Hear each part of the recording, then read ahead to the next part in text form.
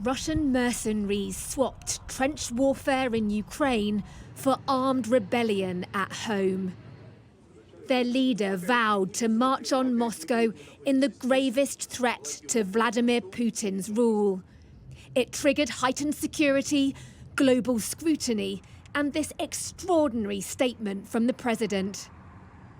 This is a criminal, adventuristic campaign. It is equivalent to armed mutiny. Russia will defend itself and repel this move.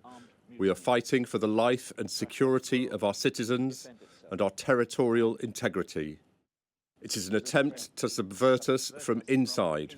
This is treason in the face of those who are fighting on the front. This is a stab in the back of our troops and the people of Russia. The uprising by the head of the Wagner mercenary group put the country on a knife edge. But with a convoy of his fighters closing in on Moscow, Yevgeny Priogzhin seemingly blinked. Wagner Company. They wanted to disband us.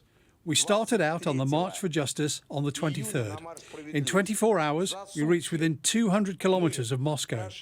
Over that time, we didn't shed a single drop of our men's blood. Now, though, the time has come when blood might be shed.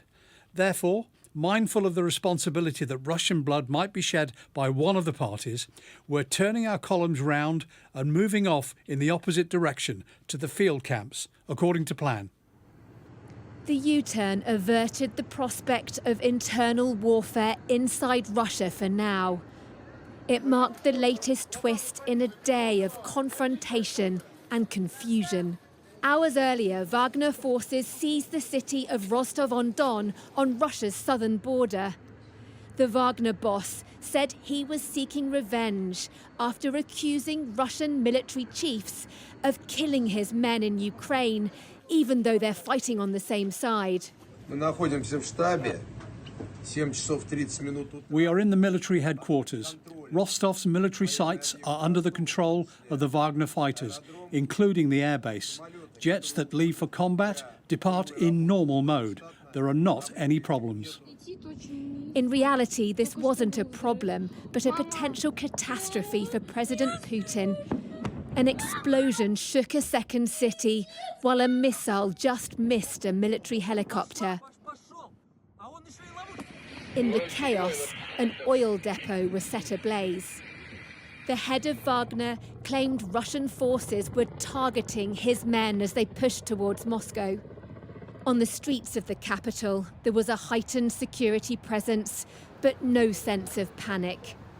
Information is tightly controlled here, and loyalty to the president still strong. You know, we have to listen to Putin in this case and support him.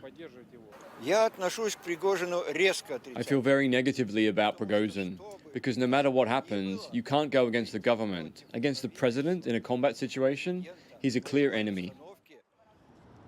Ukraine and its Western allies watched the spectacle unfold, making their own interpretations. The man from the Kremlin is obviously very afraid and probably hiding somewhere, not showing himself. I am sure that he is no longer in Moscow. He calls somewhere and asks something. He knows what he is afraid of because he himself has created this threat. By nightfall, Wagner forces appeared to be making good on their word to withdraw. The Kremlin was also making peace, saying Priogzhin will no longer face criminal charges and instead will relocate to next-door Belarus. Whether it was all just theatre or a genuine threat to the state, one thing's certain: the drama in Russia is far from over. Debora Haynes, Sky News.